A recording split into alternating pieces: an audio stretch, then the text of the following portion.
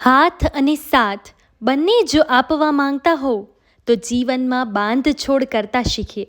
સંબંધો મળે છે ત્યારે સોનાના હોય છે, પણ તૂટે છે ત્યારે કથીરના બની જાય છે. દાંપત્ય જીવનને મજબૂત કરો. સંબંધોને બેદરકારી, બેધ્યાન નહીં રાખો. સમય આપો, સ્નેહ રાખો અને કાળજી કરો. વફાદાર રહો. સંબંધો બોજ, દુઃખ કે બંધન ન બને એનું ધ્યાન રાખવું. વધુ પડતી દખલગીરી, વધુ પડતું પ્રેશર તકલીફો, સ્ટ્રેસ અને ચિંતાભર્યું જીવન બનાવે છે. જો સંબંધો બચાવવા હોય તો બે વ્યક્તિ વચ્ચે વિશ્વાસ રાખવો. દરેક પતિ પત્ની કહે છે કે અમારી વચ્ચે કંઈ જ નથી, પણ હંમેશા ત્રીજી વ્યક્તિના કારણે જ સંબંધો તૂટે છે.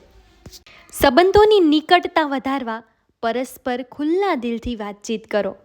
અબોલા લેવાથી, રીસાવાથી સંબંધોમાં દૂરી ઊભી થાય છે. ધીમે ધીમે તિરાડ પડે છે અને બંને વચ્ચે મોટી ખાઈ બની જાય છે.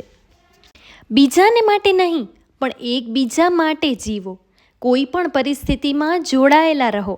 સંબંધોને દિલથી સમજો.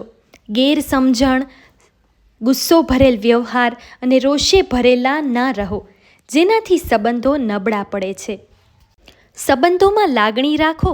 શબ્દોનો, ભાષાનો ગેરઉપયોગ કરવો નહીં. સમજી વિચારીને બોલો.